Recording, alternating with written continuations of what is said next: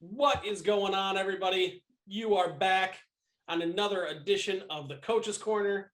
I am Justin Dueppengiesser, and I am joined, as always, by my guy, Caleb James. But before we bring Caleb in here, make sure you're smashing the like button. Make sure you're hitting that subscribe button so you're knowing every single time that we got a show coming up, which is every single week. We're here to talk some Chiefs football.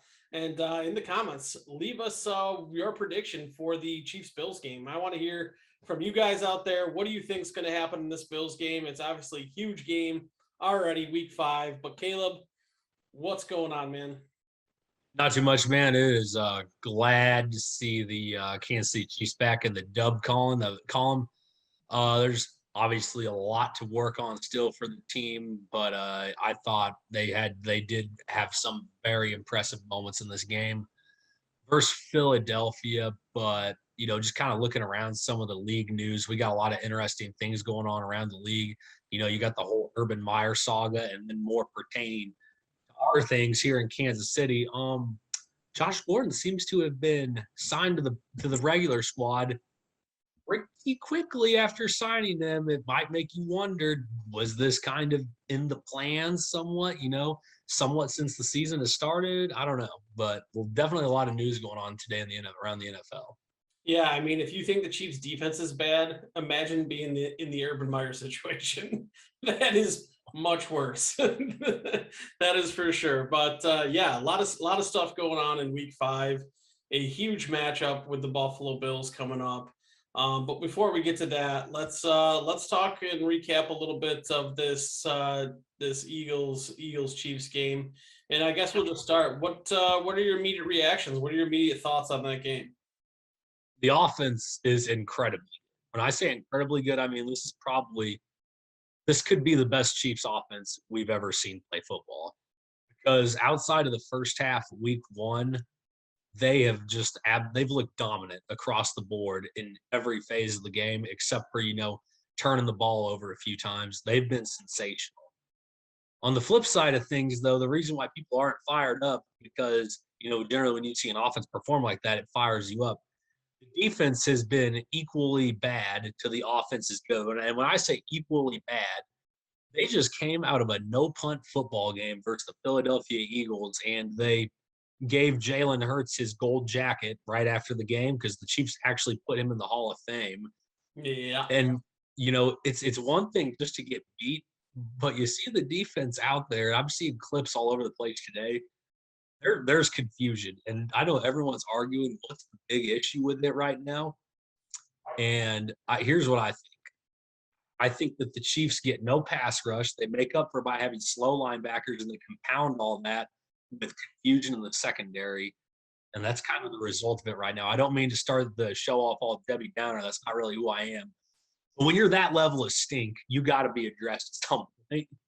Yeah, they are the max level of stink right now. I would think you could put it defensively wise, but it is funny. You look at there's some stuff floating around Twitter, guys doing their charts and stuff, and Ben Baldwin is a guy who puts out some pretty good stuff, pretty good data and stuff like that, which I highly recommend going following him on Twitter. But he puts out his chart for the EPA per play. And charts every single team and just kind of shows it after every week where people are. And you'll look and you'll find Kansas City, and they are way far ahead of everybody offensively per play. And then if you look where they are defensively, they are way underneath everybody on the defensive side of the ball too on EPA per play. So it's like you mentioned, it is equally bad on defense as it is good on offense. So let's start with the bad and let's start with defense, because there's for me, there's a bunch of things going on, and I kind of tweeted it out the other day that there was like a list of stuff that I thought was going on with the defense. And, I think that will help when we get some of our players back. They announced today that Willie Gay could be close He might be coming off of IR. I think that will be just a monster input to the defense just because of his athleticism. They are so unathletic right now, still at linebacker. And I think this was really the first game that we kind of saw Nick Bolton get really exposed with that.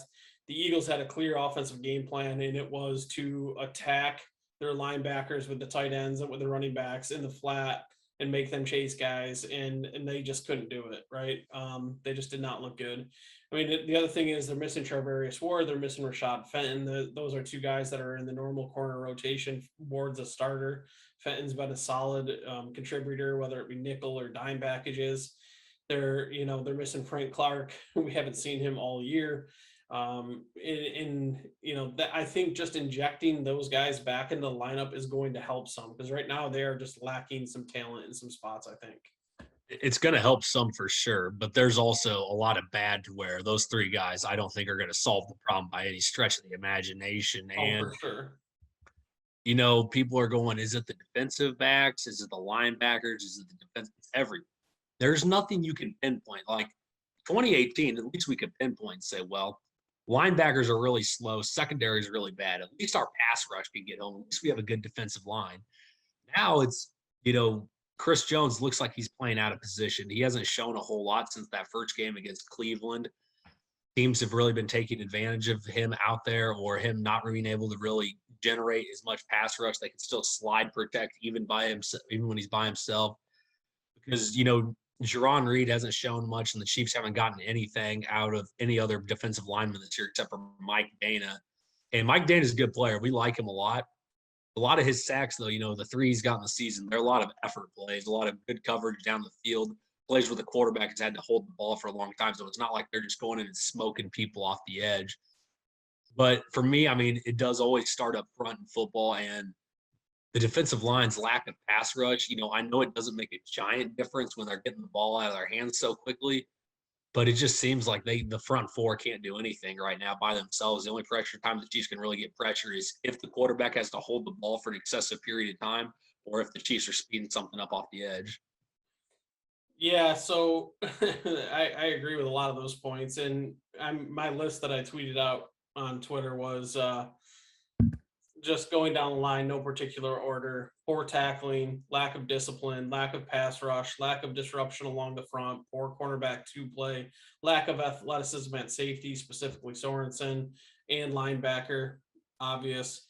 Totally out schemed in the red zone, and they can't defend an up-tempo offense to save their life still. We've seen this, and this comes down to some coaching things with me, where you mentioned the confusion at the beginning of the show here, and you can see it. And especially when teams go fast, the Chiefs defense is completely lost. They have no idea what they're doing. They're not getting lined up. Guys are running wide open. You have two or three guys covering one guy at times, and it's just complete and utter awfulness on every side of the ball. First, if you can't get aligned, you can't play. And that's just a basic rule of football. That's something that, I'm teaching my high school athletes right now, is that if you can't get lined up, you can't play. It's very simple. And we saw this against the Chargers. They got beat on touchdowns, and we talked about this: a touchdown and 2-point conversion and a critical fourth down. They got beat because the Chargers went up tempo, and we saw the Eagles go up tempo, and they were completely lost again. Just anytime the Eagles went up tempo, they were just gaining yards in chunks. It was just brutal. So that's got to be addressed. They got to figure that out, whatever that's going. The poor tackling, I think, is in part because they're bad athletes out there trying to make tackles, and Sorensen and your linebackers, and they're just not able to get to the tackles and be in position to make a good form tackle a lot of the times, right? If you're out of position, you're going to be grabbing at people, and you're just going to get run through in the NFL. That's just how it goes. It's the lack of discipline is just consistent, and it shows up with Bad penalties. Stupid penalties, all that kind of stuff. And that starts, again, that's a lot of coaching stuff that you got to get addressed. I mean, you can't, when you're a bad team already, you can't compound it with making stupid mistakes. That just makes it even more of an issue. So they got a lot to work on. And I think that they will get better, because I also think that they're not, this defense isn't the defense we're going to see in February. And we've talked about this countless times. If you've listened to our show, we said that last year when they were going on the run, I said, this isn't the team that's going to be playing, come the playoff time. And I don't think this team is either defensively. We've already seen offensively they made the move with Josh Gordon. So we'll see what happens defensively. I want to ask you about Chris Jones. You mentioned him there when you were just talking. Where do you think this goes from here? Because I see a lot of people clamoring that this experience needs to be over with. They need to kick him back inside and let him do his thing.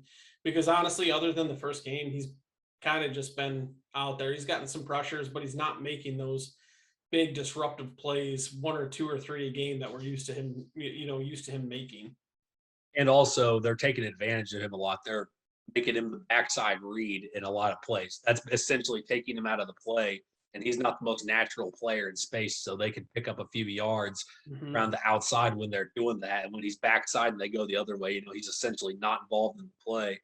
Whereas we saw, even if he lines up as a backside three technique, he's still athletic enough to, go underneath a guard, beat a reach block, or come around and stop someone for a tackle. Now he's out there so far, he can't really make an impact on it. But for me, it's not as easy as everyone says just to move him back inside. And the reason for me saying that is, who else do the Chiefs have at defensive end? Frank Clark, there's no telling when he's going to be back. He's just started all his legal stuff. So basically right now we have Mike Dana.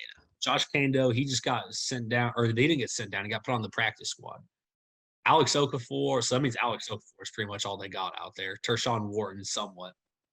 No one's showing anything outside of Mike Dana. And Mike Dana is gonna be a good rotational guy. He's gonna be a good role player guy for the Chiefs for a while. But they gotta, it's just a hard situation. But the reason for me it's not so easy to move Chris back to the inside is because he's lost weight. He's trimmed down. It may not seem like it, but when he plays around 295, 300, like we've seen him play most of his career, that extra 20 to 15 pounds can make a lot of difference, especially inside when you're taking on double team blocks all day. This is as skinny as I've ever seen him. And, I don't think that's going to bode very well for moving him back inside. So I think they got to find a way to be able to rotate him back inside. On rundowns, early downs, I think that, they still might have him outside. But, man, on that third down, they got to find a way to isolate him on a guard. They got to find a way to get him one-on-one. They got to find a way to make sure the other team slides going the other way, because that's where he can make his impact at. Is if he can get one-on-one in that three technique, he's still going to be able to rush the passer. And to be honest with you, this week he actually had a decent amount of pressures. People didn't talk about it because he didn't come home with a sack. But early in the game, they found ways to get him inside of that three tech, and he had a couple of pressures here and there. It just wasn't enough consistently for him to be able to consistently work a move against a couple of guards and then set them up for something big late in the game. But it's not as easy as that. And I've said it on Twitter a couple of times, but I don't think the Chiefs are going to solve their edge problem this year. We knew they had questions coming in. They're just going to have to roll with what they have. I don't see some big miraculous midseason trade or midseason acquisition that's going to really help them in that department. So they're just going to kind of have to roll with it.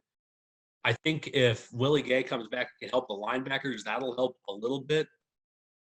And I think that, I still think that the secondary is trying to gel. We saw Juan Thornhill come in a little bit more this game. He got beaten badly on a couple of plays this week, though. So maybe we can see some of that processing that might not quite be there. But then, you look over it, it seems like even Tyrann Mathieu can't make an impact. And I don't think that's really his fault, because I think he's playing out of position himself a little bit. They've been playing him a lot of high safety, right?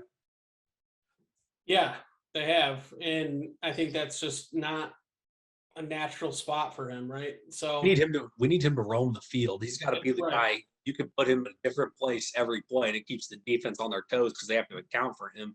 When you put him back there as at a solitary position the whole game, that's not really his natural thing, and you can see some of that confusion. I'd say the only player on the defense this week that made any impact outside of Mike Dana was L'Jarius Sneed. He came through with a couple of big plays. He's just as good as he was last season. They're just kind of running him around in places where he's maybe not necessarily better off. But, this offseason, it's too early to be talking about it, but they're going to have to address the edge position. But I think there are quite a few good players coming out of the college this year that it's actually a pretty loaded edge class. So that should bode well in the Chiefs' favor. Yeah, and you know what? One of the things I always talk about is that one of the, even maybe more importantly in my eyes, is the thing that helps defensive line and edge rush is your secondary. You got to have good cover people, and right now they don't. Mike Hughes and DeAndre Baker have been okay at times, but then you've seen them struggle. Mike Williams, going back to last week, just absolutely roasted Mike Hughes a couple times. Devonta Smith just had a 7-catch over 120-yard game on him. And I can tell you, not a lot of that was on L'Jarius Sneed, right? So I think that if they can get the secondary stuff figured out, I think that'll help their pass rush a little bit. And I think a lot of that does come back to, you need to get Ward back in there. And I know, as much as he has struggled, he is better right now than Mike Hughes and DeAndre Baker are. He is. Maybe Rashad Fenton. Whoever thought we'd saying we miss Rashad Fenton right now? It's obvious his impact on the field versus the Chargers. He comes out, they say, we're picking on these guys all day now, because at least Fenton, he's a physical guy. He'll go out there. He might get called for holding their pass interference, but he's not going to give up a big play. Yeah. And a lot of it too, and you think about when this defense has had success, it's when they have all three safeties in the game, when they had Thornhill and Matthew and Sorensen, when they were playing really well. Well, Sorensen's declined and Juan Thornhill's on Spag's shit list, so he can't get back on the field. So, right now they're just lacking the secondary played to help the defensive line. So it's a thing that it really plays off of each other.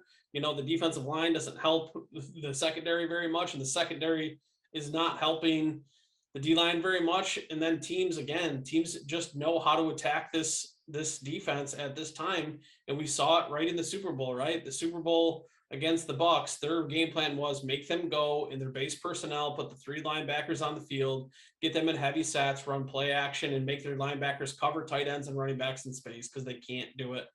And the Eagles just did it again. Ton of RPOs. Make the tight ends, make them chase the tight ends. Make them chase the running backs. Kenneth Gainwell for the Eagles had a huge game. He had like 6 or 7 catches, and a lot of that is him just, running little RPOs, running little speed outs, and he's running wide open. The Eagles running backs each averaged over 9 yards a catch for the game, and it was something close to 70 yards. That's a huge chunk of yards right there for right. Who are running backs to account for out of the backfield. That's absurd. If Dorian O'Daniel comes in and looks good after all this time, I don't know what's going on. I don't know what's going on. Right. Well, they said Ben Neiman was in concussion protocol, right? So I guess, I don't know. I think they said that he's okay now, or he's going to be okay. So we'll see what his status is going into this Bills game. But anything else on the defense before we talk about the offense just a little bit, and then we'll move on to the Bills game? They this week against the Bills, or I'm not. I guess we can talk about that here in a second. But for me, the defense is kind of at a point coming up where if they can't figure it out in the next couple of weeks, they're going to have to start trying to just go for turnovers, sell out and go for turnovers whenever they can to try to help them, because that would be kind of the only thing they can do at this point, because they doesn't really look like they're able to put up much resistance versus a Philadelphia offense that's not very great, not very good. And the Chiefs do have some good offenses coming up. Before we talk about the offense, though, I want to bring up special teams real quick, because I'm starting to get tired of some of the things I see on special teams. When you have Patrick Mahomes, there's no reason to ever take a kick out of the end zone. And likewise, when the defense is as bad as it is, you should just kick it out of the end zone every single time, and don't make things any harder on your defense or offense than they have to be at this current point in the situation. Because, we saw Byron Pringle almost give one away, and, there were a couple of other penalties. The NFL doesn't want people to be running special teams plays, because that's where all the big collisions happen. They're looking to throw the flag. I think the Chiefs have to change their special teams mentality to stop being as aggressive as they were early on, because they don't need to be, because that should segue us into the offense, because the Chiefs offense is lethal right now. They're incredibly lethal. Yeah. And, to your point about the kick return stuff, there was somebody that was trying to make some weird point. I don't even know what they were trying to say, that Byron Pringle and Clyde Edwards-Helaire had more yards on the season than Travis Kelce, but they were including Byron Pringle's kick return yardage. So I went and looked up like his kick return yard, because our Arrowhead Live site said something to him like, this is basically making no sense. What are you even trying to say right now? So I looked up Byron Pringle's return stats. He's 10th in the NFL with a 22.9 yard average. He's only one of 2 guys in the top 10 that have double-digit returns. Nobody else has double-digit returns. He's only one of 3 guys in the entire NFL that have double-digit returns, and he's still that bad. His long is only 33 yards. Right now, bringing the football out is doing nothing. If your long is only 33 and your average is 22.9, a lot of times you're going to be catching it near the goal line. So you're barely even getting to the 25 most of the time. That doesn't make any sense. And he just put one on the ground with the fumble in this last week, but Jerick McKinnon recovered it. Like, it makes no sense to, like you said, it makes zero sense to do it, and nothing good happens. Penalties, we saw Chris Lamons jump off sides on a field goal block. That was it. Yeah. Which would have, That pissed me off. Me too. Like, what if they end up going for it and they get a touchdown or something? That's a different game, It's like they didn't want to take the points off. They did end up going for it, or they got a first down or something. Can't even remember the sequence now, but it didn't end up hurting him in the long run. The field goal just stayed on there, but it gave him extra opportunity, right? That's just stuff that can't happen. All right. Especially when you're getting 4 or 5 roster spots just for special teams guys. So, and Chris Lamons was one of them, and he's the one that jumped offside. You just can't have that. But 100%. You're right. Let's talk the offense. Let's change the tone of this podcast and start talking about the good stuff, because there was a lot of good stuff on offense. There's been a lot of good stuff on offense all year. Their offense is just they're arguably the best in the NFL right now. Mahomes is incredible. He's completing 72% of his passes, 1,200 yards, 14 touchdowns. Clyde Edwards-Helaire back-to-back 100-yard games. I mean, Tyreek went off and did Tyreek things this last game. 11 catches, 187 yards, 3 touchdowns. Just looked awesome. And yet, people are still mad that our wide receiver 2 and 3 aren't getting enough catches. And we're just humming on offense, just scoring 42 points. We have 7 possessions and score on 6 of them. And people are mad about the production from the wide receiver 2 and 3. Dude, it's crazy. And people are even not happy with Clyde right now, because they go, well, he averaged 7.3 yards a carry. He should be averaging 10 or 15 yards a carry, because that's totally normal. It's normal for guys to go average 7.3 yards a carry, but you see he got 102 yards on 14 carries. It doesn't take him 20 or 25 yards. Now, the Chiefs' offensive line just dominated, and been talking about that for a while now. We're starting to kind of see how this offense is going to look, because the Eagles, they did what everyone else did. They didn't want to play people up. They just said, we're going to play back and make the Chiefs run the football.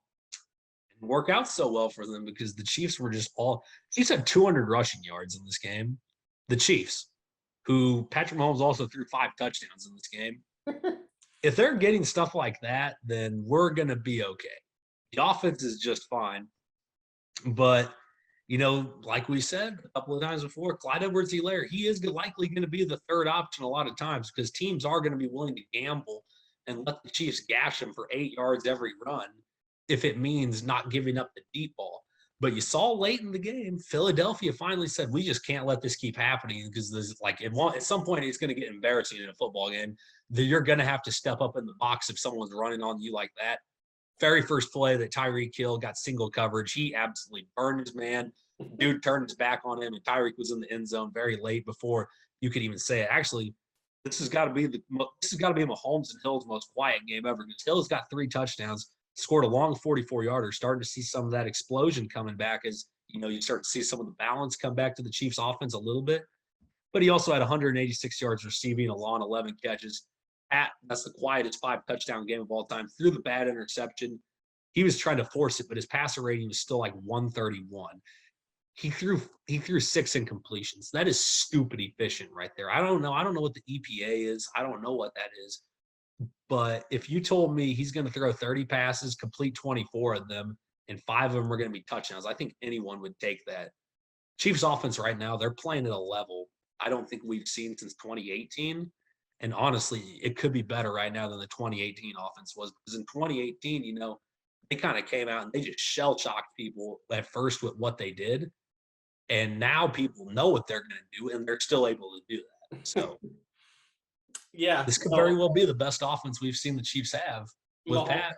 Mahomes, 6 incompletions, 5 touchdowns. That is unbelievable. I got a stat here for you that I think that you're really going to enjoy. So there's been 9 running backs taken in the first round since 2017. So that's 4 years. There's been 9 running backs. There's only one of those running backs that averages more yards per carry than the league average, 4.2. You know who that running back is? It's our guy. It's our guy. Clyde Edwards-Helaire is the only running back of the first-round running backs drafted since 2017 to average over the league average of 4.2 yards per carry. So I thought that was pretty interesting for everybody that's out there just thinking Clyde's a bust and everybody hating anything. And yeah, a lot of it is the old line, but Clyde is getting it going right now. He's seeing the holes. He's finishing runs. He's breaking tackles. He's looking good. So And their chemistry is getting better too. yeah, You can have a good offensive line. The Chiefs have a good offensive line right now. They're on the verge of being great. They just have to clean up a few things of pass protection, which isn't a big deal because the Chiefs do throw the ball pretty much more than a lot of the other teams in the NFL do, and the Chiefs do have some very young players. But when I talk about chemistry between the backs, Clyde, and the offensive line, I'm talking about Clyde is starting to figure out when he needs to make his cut and when he needs to go and when he just needs to hit it. He's starting to see that, and he's getting a feel for how those interior guys block. Because there wasn't a lot of running to the outside this game. It was all between Tooney, Creed, and Trey for most of the time. yep. And Clyde is able to sit there, and he does a good job. Honestly, it's a little subtle thing people don't notice. He does a good job of setting up the blocks too. It's like a little bit of that, like how Le'Veon Bell used to do back in the day of the Steelers. I know it's not a popular name here, but he could sit there and give you that little second of hesitation and let the offensive line clear out the space before he makes his cut up the field. I mean, people are saying, he doesn't have these big runs. He had a 17-yard run. He had a couple of runs over 10 yards. I mean, I don't know. I think Clyde's biggest problem is his name isn't Kareem Hunt to a lot of people, but he's going to be just fine. And all of this is going to compound, and this is going to all pay off later in the season for the Chiefs, even if, the passing attack is always going to be the difference for them. Yeah, for sure. No, Clyde's balling out. Just got a thing come across my phone as we're recording this on Tuesday night. It says Chiefs DM Frank Clark pleads not guilty Monday in Los Angeles to 2 counts of possession of an assault weapon. So I guess we'll see how that ongoing thing plays out. We knew it was coming eventually, right? But so that just came across. I guess we'll see what happens here. So there's that. Anyways, offensively, back to that. So yeah, no, the Chiefs offense is humming on all cylinders, and it's going to need to, because this week, Sunday Night Football, they got the old Buffalo Bills coming to town, which is kind of turning into a little bit of an AFC rivalry, if you ask me, right? So Josh Allen and the Bills have been kind of the up-and-coming team. They've been really playing well. The Chiefs obviously beat them in the AFC Championship game last year and really kind of dominated them. But this Bills team so far this year, their defense has been on an absolute tear. They're per DVOA one of the better defenses ever recorded. Actually, the third best defense ever recorded per DVOA. Now, their schedule might have a little bit of something to do with that. They've played the likes of Tyler Heineke, Jacoby Brissett, Davis Mills, and I'm forgetting somebody. Oh, and Ben Roethlisberger and the Steelers. So he hasn't. They haven't really run the gauntlet of difficult offenses in the NFL, which I think has a little bit to do with that. And in that same time, their offense has actually kind of struggled. Where in the last year, we saw how the Bills' offense was kind of this high-flying offense that everybody is kind of was scared of. So this is going to be a super interesting matchup because of kind of how both teams are playing, and it seems almost like something's got to give here. I am extremely excited to see this on a Sunday night. So just right away, what are your thoughts here for this game coming up here? Well, last season the Bills were one of the only teams the Chiefs were actually able to out physical from a physicality standpoint. And this is a Chiefs team that last year offensively was not very physical. They were really good at throwing the ball around, but they couldn't really do a whole lot of moving people across the line of scrimmage. This year the Chiefs can do that. And, I know Buffalo, they've added pieces across the board defensively. But like you said, they've played some teams that they're flat out bad. They've played some flat out bad offenses. The Bills are in a tough spot, though, because the Chiefs just came out and had a performance where their offensive line was nearly flawless in the run game the entire day, where Clyde Edwards-Helaire looked like a monster, looked like a Pro Bowl caliber running back. And at the same time, Patrick Mahomes was so efficient that it was just mind blowing to see him just complete passes at such a high rate for so many yards. And at the same time, Tyree, congratulations to the Eagles. They're the first team to shut down Travis Kelce like that in a long time. But they gave up almost 200 yards receiving to Tyreek Hill, and that ended up being the big difference in the game. This week, the Bills are in a tough spot because if they keep doing what everyone else does, I know they've added a few more pieces to their defensive line. Guess what? I think the Chiefs' offensive line straight up is better than the Bills' defensive line is right now. And if they want to keep dropping guys back and playing their linebackers close to 10 yards off the football, the Chiefs are going to have another heyday running the football. Now, if the Bills decide they want to try to stop the run somewhat, that's going to put him in another bad spot because now Kelce, he didn't really eat a lot last week. You think maybe he's going to want to come play. Andy does a good job in the big games. He gets Kelce to hold the ball in the big games like this. He knows what the deal is. They've also got to worry about Tyreek Hill underneath and Tyreek Hill deep because like we've been talking about the last few weeks and like they've shown, they're starting to distribute the ball to Tyreek a little bit more underneath. You're starting to see some more of these moderate receptions, moderate yards. But like we saw this week, all it takes is one play, and he's going to outrun any angle. So offensively this week for the Chiefs, they might have to go score 40 to win, but that's easily something that they can go do. But so offensively, I'm going to be pretty optimistic about this week. I think the Chiefs put up a bunch of points. I think that it is going to be quite a shootout of a football game overall. Yeah, it's going to be interesting to see what Buffalo decides to do defensively because when they played him twice last year, so they played him earlier in the regular season and then they played him in the AFC Championship. And the first time they played him, they kind of were content with just sitting back and saying, okay, Kansas City, we're daring you to run. We're going to let everything in front of us. And Kansas City did. They went out and they actually was probably one of their best running games all year, over 100 something yards on the ground, 150 yards on the ground. And they won the game pretty Clyde was handily. tremendous that game. Yeah, and then in the JFC Championship game, it was a little different. The Chiefs said, we're not going to just turn around and hand the ball off every play. We're actually going to come out here and throw it a little bit. And if you remember, Mahomes was on at that game. I mean, he shredded that defense. He was throwing between guys in zone coverage. I can vividly remember Kelce on a cross or a little pump fake, and then he puts it between two defenders, and Kelce catches it. So I think offensively, it's going to be interesting to see, what Buffalo decides to come out and do. If they try to play it straight up, if they're going to try to do what a lot of teams have been doing and just still staying content with keeping everything in front of them and putting an umbrella on the Chiefs offense and trying to keep everything in front like the Eagles did. But even that, you see, it doesn't work, right? The Chiefs still scored 6 of 7 possessions in the last game. They scored 42 points. And if it weren't for turnovers in the last one, they would have done it the games before, So they punted 6 times in 4 games. Right. Like there's been nothing that stopped the Chiefs offense this year except for the Chiefs in the turnovers. So if they don't turn over the ball, I would be very surprised if this Bills defense, and they are a good defense. They've got some good pieces. They've got some rookies along the defensive front that are stepping up and playing well, and Gregory Rousseau and Boogie Basham. And then they've got, a couple second-year players, and AJ Epinesa, who's been playing really well and providing some pass rush. So, that is going to help because I don't think that they had a very good pass rush last year in the AFC Championship game. And that it really helped Kansas City, obviously, with their O-line being the situation that it was. So it'll be interesting to see if they can, keep those guys under locks. Don't let them get pressure on Mahomes. And we've seen the offensive line do a really nice job pretty much for the most part. There's been a few instances here and there, but they've faced some pretty decent pass rushers so far this year. Myles Garrett, Joey Bosa.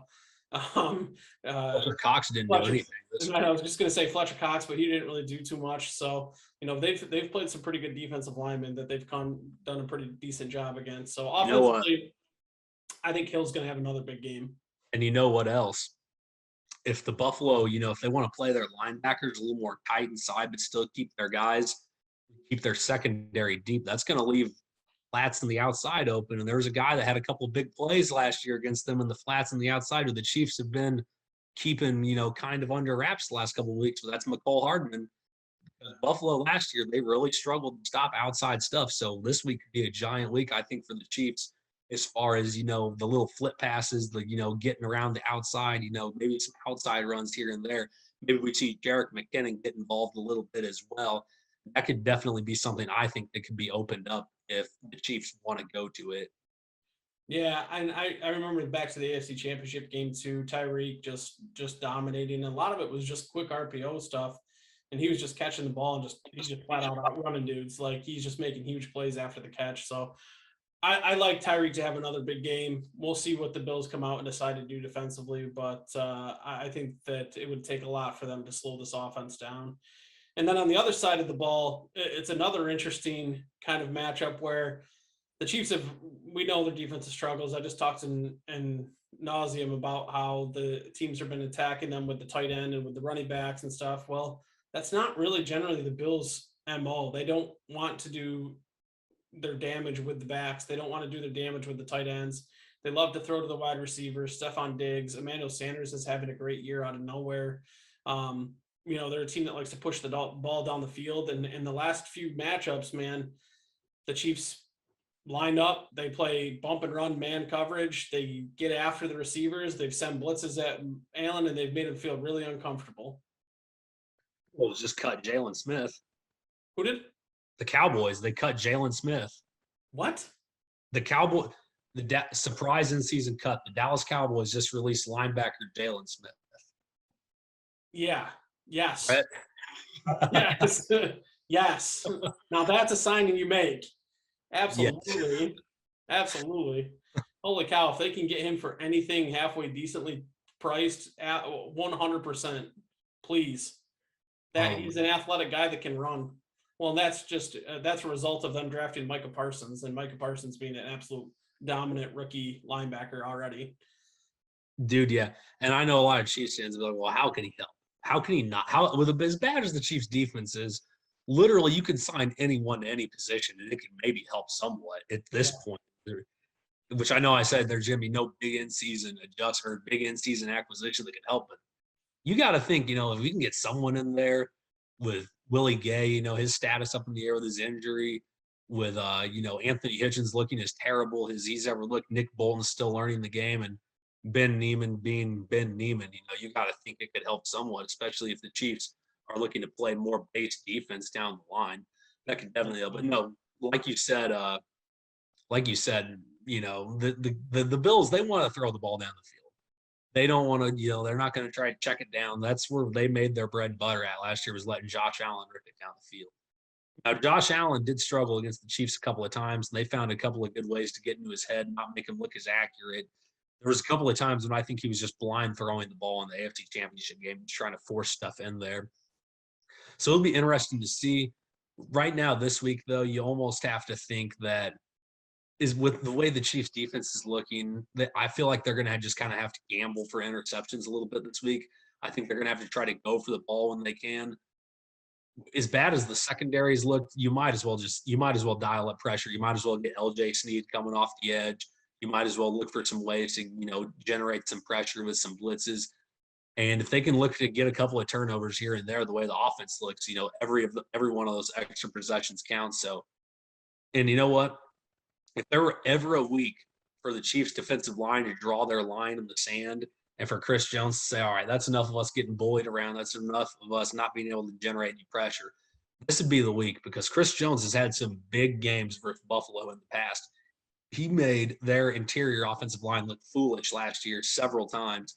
So if they can find a way to get him isolated inside against some of those guys on third down, I think that could help tremendously. Absolutely. And that is the other thing, that the Bills O-line has struggled pretty badly at times this year. So if we can't get some pressure, man, oh man, we're in dire straits along the front. So that'll be key though. Got to make Allen uncomfortable in the pockets. We saw a lot in the AFC Championship game that they blitzed off the edges and kept him in the pocket. They blitzed with fast, athletic guys and Snead and Tyrann Mathieu, who had a couple sacks and had a couple pressures. So that's going to be key, because Allen is big. He's athletic. He gets out of the pocket. He can make throws. You want to blitz him, keep him in the pocket, and force him to sit there and make accurate throws under pressure is what you want to do. So it'll be interesting to see. I was just reading some stuff up on the Jalen Smith thing. A lot of people are saying he's been terrible. So that's pretty interesting, that he's been really bad in space, tough in coverage. My thing is he can't be worse than Ben Neiman. So might be worth a shot if you can sign him for cheap. Might be just a little injection of energy too, to just to see if he's got any juice left, because he was pretty highly regarded coming out of Notre Dame before obviously his knee injury, and then even coming out he was still taken pretty high. So it'd be interesting to see what he does. If They should. I saw the main accountant tweeted. They said if they can sign him for cheap, they should try simply because he's better than Ben Neiman. yeah, exactly. That's that's what it is too. So all right, let's give our closing predictions here on this Bills Chiefs game, and then we'll get out of here. What are you thinking, man? I'm gonna go. I'm gonna go with the Chiefs. I think that they're going to win. I think the Chiefs are going to score a lot of points. I think they're going to score around 49. And I think that, the Chiefs do have two talented guys in the secondary, Tyrann Mathieu and L'Jarius Sneed, who do have a nose for the football. I think we see those guys try to go for a couple of interceptions and succeed. So I'm going to go Chiefs win 49-35 over Buffalo this week. I'm gonna say, do you remember the Chiefs Rams points extravaganza from a few years ago? I'm saying we're getting that. I'm gonna say 51, like 51-48, field goal difference, real close game. I'll take the Chiefs, but I think it's gonna be a shootout. I think it's gonna be a close game. It's gonna be one that's gonna age me by about 40 years and take years off my life. Being up here in Western New York, all my friends being Bills fans, can't wait to talk some smack with these guys, and we'll see how it goes. Chiefs have had the past few years, so I've had bragging rights the past few years. I want to keep that. It feels like when Andy Reid's got to draw up an offense where he knows he's going to have to go out and score every possession, they usually end up doing pretty good, no matter who they're playing. And yeah, I know Buffalo's getting a lot of hype on their defensive side of the ball, but they haven't seen this kind of a monster yet that they're about to see. They didn't even see it last year. No, exactly. So, all right, man. Why don't you tell everybody where they can find you and what you're working on? You guys can find me, as always, on Twitter at CJ Scoobs. I'm going to continue doing the offensive line film reviews. I'm going to continue grading out everyone. Just from rewatching the game without going through film, I can tell you pretty much that everyone, it was close to a perfect game. I know Creed gave up the sack on the inside, which some people thought was Clyde Edwards-Helaire fault, which if you know anything about football, if there's a nose tackle coming into the backfield and a running back is there to try to block him, then something was horrendously messed up at the line of scrimmage, because no running back will ever get blamed in any film room ever for letting a nose tackle run through him when he's trying to run block him. Guy not running anyone's really been talking about, because I know it's been a big trio in the inside of Tooney, Creed, and Trey. Orlando Brown, we haven't heard his name in a couple of weeks, and that's because he's just been an island out there by himself. So I'm going to try to highlight his play a little bit, because he has looked at this is the best football he's played of his career. Lucas Niang, he's struggling a little bit at times, but the thing I like about him is we see him struggle early sometimes. He always ends up responding somehow, if not by going all out in the run game to end the game. But this week he really figured it out late in the game, because after that first half, I don't remember Mahomes being touched in the second half, really. So there's always a lot of good things going on in that stuff. I'm looking forward to taking a look at it. And you can find me on Twitter at JDiz1617.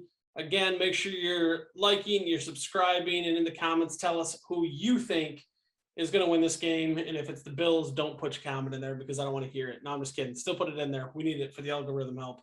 But we appreciate everybody being here. And we'll see you next week, hopefully after another Chiefs W. Thanks, everybody.